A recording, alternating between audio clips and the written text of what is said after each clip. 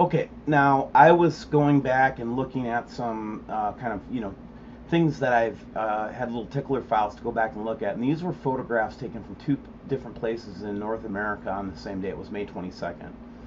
And the first thing is this is just a digital photograph using, I think, an iPhone, something along that line.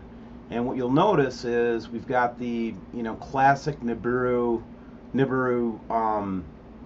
config seen directly as this person who took this photograph basically blocked out the sun and was actually trying to see these other orbs. Okay, so May 22nd, North America, we see this, and I'll zoom in as much as I can on it without distorting it, and show you that the evidence that we're collecting this is not from the government. This was directly from a subscriber. This is a person I know and trust. This is a secondhand photo. I'm going to see how close I can get in on this thing here without losing all the objects in it. Okay, so there's that. Second photograph, UVIR. Okay, so this is the UAV. This is the difference between like a digital photograph and a UVIR lens photograph. Okay, again, user was just taking the photograph and of the general skyline, noticing some orbs up by the the sun.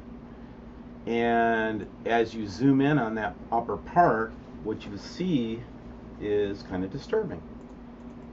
And because it corroborates on the same day two photographs, two different parts of the United States, one with UVIR. And the first thing I'll show to you, if we go back to this one, is you'll notice the way that I confirm this is you'll notice the configuration of these two stars or planets or whatever they are match this configuration. But the difference with the UVIR is that you can actually see the dust cloud with it. And again, these are the kind of things that you go back and you look at more closely at some photographs and do a little bit of analysis, you start to see this stuff.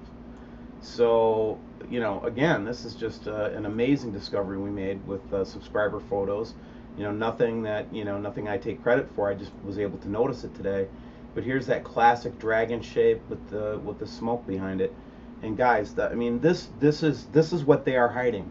And you will notice that I need to confirm this, but I'm pretty sure that we're looking at Orion, towards Orion, just for the record, on both of these photographs. So again, this is just a catch out of the corner of a landscape photograph, but done with a high definition UVIR lens. And then this is just your normal iPhone lens again. Just amazing result that we found. And I just wanted to underscore that again, this is serious business. We take it very seriously at WSO to try to pinpoint this and give you some time to know what's going on. But this is what I think they're hiding. And God bless you all, man. Hi everybody, it's Steve Olson. I have the privilege of hosting today on WSO my special guest, Jeff P. from the YouTube network. Hi, Jeff. Hi, how are you? I'm doing great. I'm feeling like a secret agent man today. That's why I have my sunglasses on. I just wanted for everybody to see that. Great. So get my ugly mug out of there. All right, can you see the screen here, Jeff? Yes. All right, so this is a picture that that one of our subscribers captured a few days ago. And the reason that I have Jeff on is because we have an amazing corroboration in the sense that this was taken on May 22nd around midday from North America, looking in the direction of the constellation Orion. And what we see is this kind of classic Nibiru pattern here. And Jeff P. and I were just sharing notes together, and he's come up with some amazing discoveries that kind of corroborate with some of the findings that we're looking at as well. Jeff, I'd really like you, honestly, just to take over this conversation. And the way that I say that you take over this conversation is I'm going to take the screen, I'm going to pass it over to you, and then now what you do is you just go down to the console and start a share. Hey. Okay, do you guys see that? I wanted to bring this up real quick since we're on this page. What we're actually looking at here, if you look to the screen, I had my true orbit of Nibiru referencing it coming from the Orion, heading towards the Serpent system, and then going back again. And these coordinates here have always been, since a couple of years, the little winged planet that we used to see. It's gone. Yeah. Imagine that. Now this is what you see. Wait, Jeff, what is this? I'm sorry to interrupt you, but what is this map? What's that? What is this map that you're showing us? It actually, if you kind of scroll up here, it shows like, it looks like an old world of the star system. And if you kind of scroll around, it says the Crab Nebula. There are the coordinates where Nibiru used to be, right there, that little winged planet you used to see on Google Sky. And now you see like this, it totally removed the whole thing. Back up, back up. Can you zoom out? When you do, for my screen, it kind of looks red. I had it saved in my places, but below the Crab Nebula, it was right here. These were your coordinates. And where's Draco? Can I show you my solar system software? It'd probably be easier. Anything that you show right now, as long as you're sharing your screen, will show up on this video. Okay, do you see my screen now? I do. Okay, here we go. Okay, so this, I was describing that this system had come in on the, from the Orion's belt down here below the south. And you can see that from Google Sky in that picture, it would have been about the chest area of the Orion's constellation. And now it's gone. And this, I hypothesized, because of the planetary alignment, that this thing was basically coming from the south at 24 degrees, heading towards these 180 degrees at, if we were to look in this direction, we would see it towards the Serpent system right here. So this is where we've got, let's see if I can pull this in here. I have a hard time. I couldn't get the artwork to show up on this thing, but you see Sagittarius all is probably, I'm guessing, probably in this area by now. Okay. Can I show you another thing of the evidence of why I believe it? This was coming from this direction. For one reason, we could, if we zoom out and we look at Pluto in the 3,000 years ago, that over here is Pluto. I could grab this little planet, yank it over here. And if we watch this orbit, this, as it's in the orbit, it's in its furthest from the sun when it's on Pluto. So we can pull us around, and we can see, we could run the simulator. We can pull around, you can see it's closest to the sun here. Hey, Jeff, real quick, let me ask you a question. Yeah. So what's the importance of Pluto and what you're showing us here on the map? I mean, what you're trying to say is you think that you have a vector on this dark star. And you're saying to me that it came from Orion towards Draco and then heads back towards Orion again, or vice versa. Right. What I'm saying is probably at its last visit it had here with Pluto, used to be one of the moons of Neptune. And it pulled it, and I believe we actually almost lost Pluto as it was, Nibiru was leaving, and it became a planet. Can you show the asteroid belt on here? Yes, I would see if I can type in, what I like to do is type in series, because we can pull up. Series is another interesting proof, because if I can pull up, there it is. Okay, so here's Ceres right here. You see that? Yes. This little planet, look how it's highest in its orbit at a right angle. And according to Zacharias Sitchin, this thing came through and literally smashed this and tipped it in its orbit and then left. So again, coming in on the spring side and leaving on the fall side of the Earth. See how it's lowest side here. So the reason I bring up the asteroid belt is I want to see if we can connect some dots together here, because I'm going back to the BP Earthwatch video where he had made the hypothesis that the dwarf is actually in the asteroid belt. And if I was able, if you were were able to plot that where the asteroid belt is that lines up with this direction that you say, then yeah.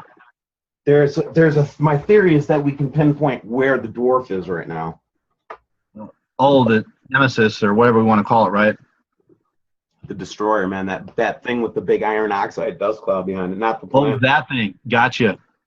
We've been seeing back out of the. I think if I had a vector course, it's hard for me to. I would say that if we were in the vector, first of all, I'm going to look at where it came and where it's going, and I'm not going to set precise dates, but this system is when the Earth continues to rotate around in October. Everybody's saying between September and December, and I think it's going to be during. See if I can get Aquarius on here, because here's something really rare right now.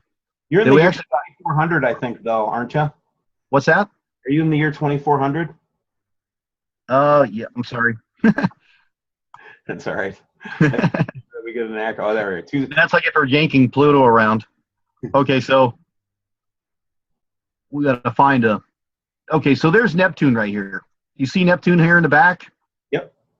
That is a water planet, and it actually is. It's the symbolism of this water god is actually in the Aquarius star system, in which in 5 of the star lores show this thing having to do with water. Like you've got Pisces and water. So I find that really interesting that when we move this thing over, we have this alignment between the sun, the moon, and October is putting us at it ends up being roughly about October. I've got you could see that this is just think how rare this is. I mean, we've got Neptune is a 165-year orbit around the sun. What are the odds that if this thing comes through, what I believe the Earth will probably be in this position at this point. The reason why I brought all that up is to try and plot if this thing comes in October and this thing is in the Serpent system, I'm guessing that this thing's probably in this realm here. And according to the speeds, as it was passing, I bet Pluto 36,000 miles per hour. So nobody knows. It's hard to guess these things, but you just kind of have to use like ratios and best guesses to kind of figure out that point. Well, so anyway, I think it's just interesting that you're pointing out some places where we can kind of point our amateur astronomers and say, look in the sky when Draco is high in the sky, and look at Orion both. And what we're trying to validate is Jeff's theory that that we are. And the other thing that Jeff, I think that you were telling me is that did you notice a pattern of chemtrails that also seem to cover these? Can you tell me a little more about what you told me there?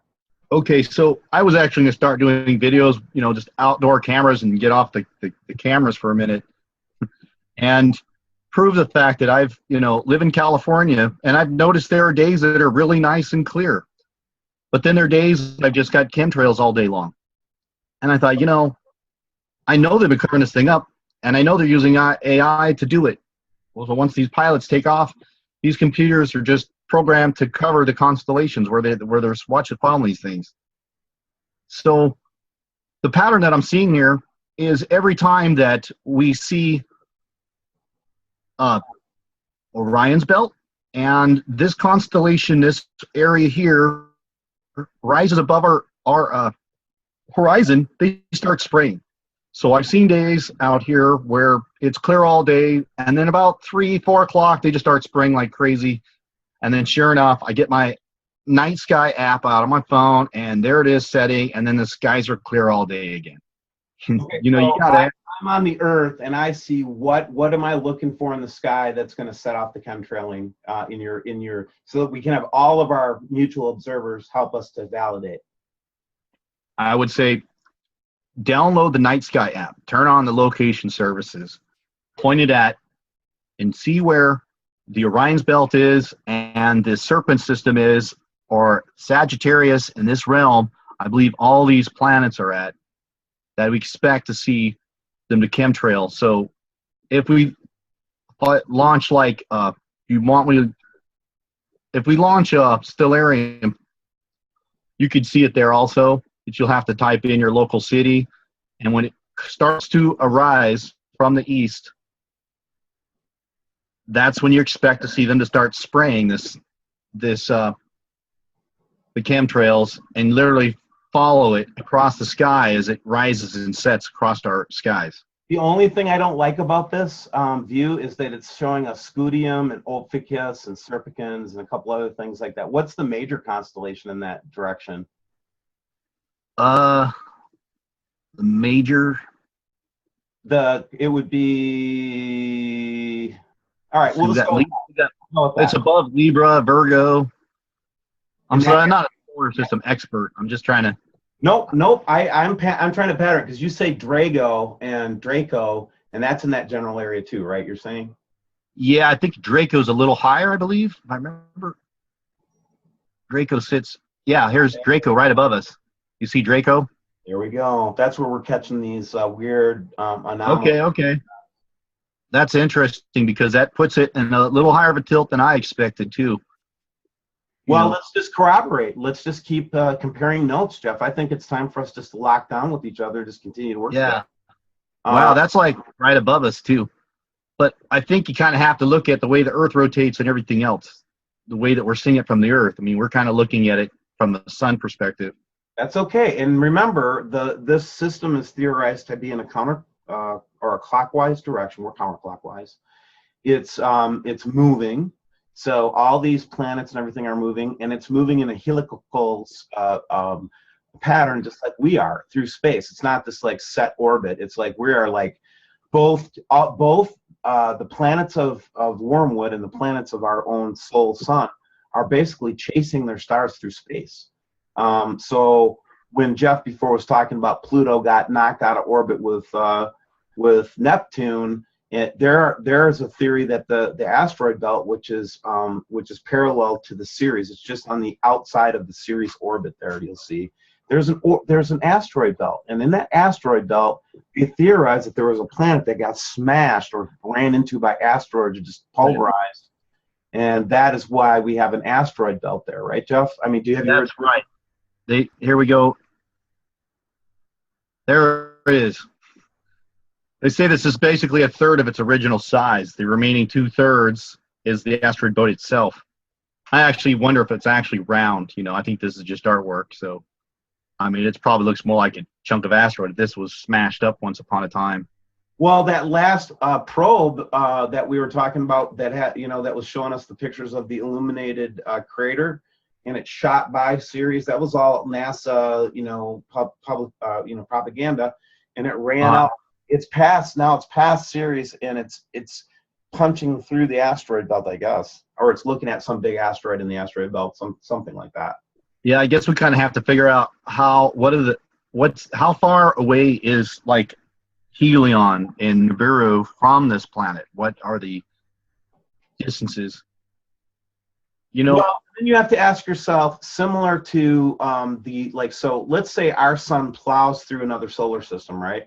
Well, part of that buzzsaw would be our asteroid belt. So it would have to get through our asteroid belt twice if we like cruised past something.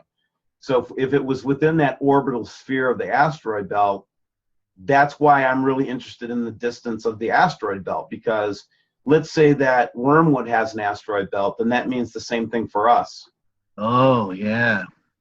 You see what I'm saying? And yeah. I was thinking about that. Anytime you look at the moon, man, it really jars you when you really think about the number of craters on the moon. I mean, that thing had been, bombed and bombed and bombed with craters just like crazy, and it just wonder, what would cause that volume? Well, I'll tell you what, if a big body goes flying through an asteroid belt, it's definitely gonna get a couple hits. Right.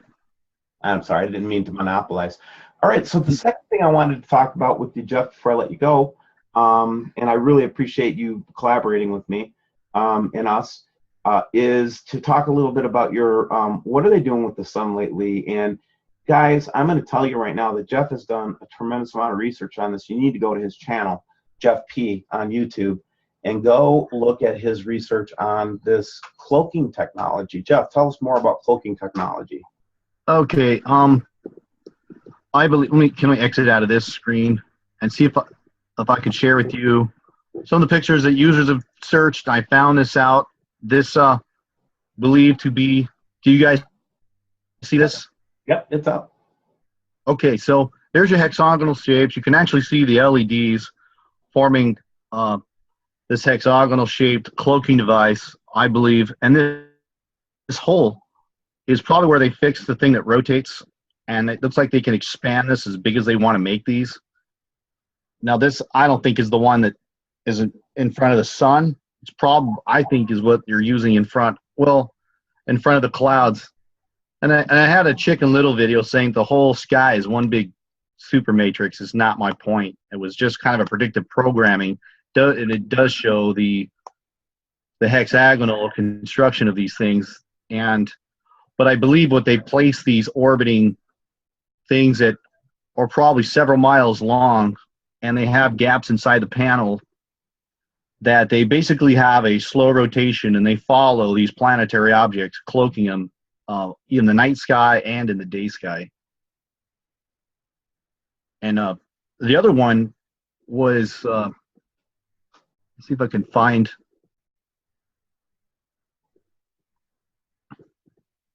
Let's see if I can. Well, yeah, here was the other one was. Oh shoot! I apologize. Don't worry, Jeff. I mean, so talk us through it though. So again, people can go to videos and see a lot of this stuff, but the basic theory that we've been tracking is one of the theories is that when we see that halo around the sun, that red halo, it's in the dusting phase of this shield, or this I think it's part solar management, part obfuscation tool. What do you think, Jeff? Yeah. Well, if you saw my last video, we saw that sundog lie. I made a sundog lie video. It take me 1 second to pull that up. And it shows the sundog from Wikipedia and what we caught on a space station. I can't be showing that right now. Don't worry about it, man. We know where to link to it. I just want you to talk. Okay, so I believe that the one that I showed on NASA, that it looks exactly what you see on a sundog from all those halos. And I always ask myself, why are they creating an artificial star? I've had YouTube users subscribe. We got patents for it, and I didn't know. I thought it was something free floating in space. I didn't know it's something they can project off one of the arms of the space shuttle. And so we fought this cloaking object, and it turned out to be on the space shuttle with the fake star. So I believe the ISS, Jeff, not the space shuttle, right? Right. I apologize. The ISS. Nope. So Wayne Steidler and I caught a picture where the beam got out of tune or something a couple videos back on the at WSO channel. And it was like we thought that was going to break into CNN. This is like the smoking gun. It just disappeared into ether space. You know what I mean? I find that's amazing, man. You got something that's so mind blowing, and it just gets swept under the rug. And when I saw, I got to give Gina Santi credit for that last video. Please visit her channel. She's. She just got a lot of thumbs down. I'm like, wow, she caught the fake star, and she's got like 40 thumbs down and 30 thumbs up. I'm like, that's unbelievable. And I hear all the trolls are just trolling on her right now. Well, that's because anybody that gets over the target is going to get flack. Yeah. And so, we're all taking flack, and that's why I think we need to, I think we've been having a big discussion on our channel, Jeff, and I think you probably agree, is that we need to just pull together and stay together now. And, we make mistakes. Neither you or I claim to be omnipotent or anything like that. Right. Everything I say is hypothesized. Like scientists, you create a hypothesis and then you try and break it. Right. And you refine until you've got something that solid that you can prove. Right. And in my channel, I take them right through that learning process with me, and you do a lot of the same because you just walk them through. So I saw this, and then I looked at this, and then I liked it. Oh my gosh, look at that. And people are kind of walking hand in hand with us. And I think that's why people like you so much, Jeff, is I think you help us to understand a little bit more of the science behind it. Thank you for all that. Yeah, and I like to again thank all my faithful subscribers who are like giving me input on stuff like these things are actually lining up with the pyramids of Egypt. And you know, I was tempted to block like Chris Potter, just block all my comments because it's a lot of responsibility and overwhelming to deal with all that than to just show the truth. But you know, I would miss out on a lot of this input that I'm getting too. Yeah, I think that, you know, everybody's got their own way to do it. I think a big part of, again, what people like about your channel, my channel, is that they can interact with other people that want to comment and debunk or take a crack at it or whatever in a very honest way, not trying to be mean, just trying to help everybody understand. And you're exactly right. If you look at the videos even that you and I both make, because you and I both started talking to each other only about 6 to 8 months back. And if you looked at videos that we did 8 months ago, guys, you'd have think that we were both like, you know, snorting helium or something, you know. Yeah. You would have thought that we were completely, you know, but we were just waking up, like, you know, in a dunce, in a daze. And then as our senses come a little bit more alive, and those around us, our subscribers, it just seems like we're gaining a lot of speed and momentum in terms of being able to prove what's going on. And I think Jeff's a big part of that, Jeff. Well, thank you. Again, I appreciate people like Bob Dunn who sent me pictures and photographs and documents and, you know, and all that. Hey, your last, one of your last interviews had some pictures. Do you mind if I bring them up on the screen? I don't know. I would show you here. This one here, you see the water patterns? mm-hmm. This is more further proof of the electric universe that we see. That is exactly looks what you would see on an interference pattern during creating of two wavelengths that are interacting with each other. Yep. See us in the making of holograms and everything. And then we got here again, these reacting currents. This is at ground level, the same pattern. This doesn't look photoshopped. And then here again, that should just take you back. Like, what the heck is that, right? Yeah. That is amazing. You've had other people are seeing these interference patterns on everything that we get, even on the clouds, right? It looks like the electric universe is under. Oh, and you know, in this picture, you know, I would just want to quickly explain why I think we're seeing all the red because it's not so easily cloaked. Kind of like back to that. What we're seeing here is the light as it passes through a prism. As it reacts, it's traveling at the speed of light. The particles of light are inside these, where my arrow, that would be the photon. And then on the left would be the magnetic fields, the electromagnetic fields. And as it compresses and reacts with the surface of like the prism, it slows light down at 75% the speed of light. And notice that it's not refracting at a very slight angle as light is bent further and further at a harder angle. Like this purple here has a harder bend than the red, and therefore red would resist the bending technology. It tends to go more straight. I get more into that, but I just wanted to touch on that topic. No, Jeff, if you might, if I can interrupt, I was noticing the same. So yes, I have seen predominantly red and yellow, and sometimes the brighter yellow. But now we're seeing the greens and the blues, which indicates to me that that the system, which has all of these colored planets in it, from what my studies are, that, you know, I just think that we're getting really close. And I'm not trying to set off a panic or anything like that, man. But I'm just saying, I just, when you start looking at all this data like this makes perfect sense to me now. Yeah. Oh, by the way, This illustration here of photons with their magnetic fields aligned north to south in single streams, compressing and then expanding off the surface of the Earth, is an explanation why we could see photons as a particle and as a wavelength. So when you view it by the particle, it goes in a straight line, but if you're observing the magnetic field outline, you're going to see that perfect oscillating wave. Yet the magnetic field also follows the light wave as it gets bent through the prism as well, which is another kind of interesting science fact. Yeah, and that's exactly what's bending it too, because as the photon approaches the surface, it rubs and gets friction or drags against the edge and begins to bend it before the photon even gets there. Interesting. Yeah, so this definitely helps us get some insight into what the challenges would be for cloaking this any kind of object up in the sky, for sure. Wow. Yep. Okay. Do you want to share anything else before I let you go, Jeff? And we'll have you back on here in the next week or two. Yeah, hopefully I'll have some better photos. I guess we're kind of both in a, very busy people and had to barely put this together. I'll be more prepared next time. I apologize. Don't worry, man, and don't make me edit out apologies because I'll have to edit that out. Okay. All right. But all right. But yeah, just take that chemtrail sky challenge. They are.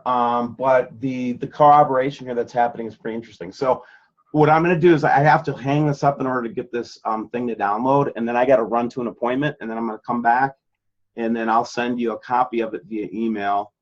It should be small enough, and then we'll go from there. Okay. Great. Thank you very much. No problem. I got to first stop the interview.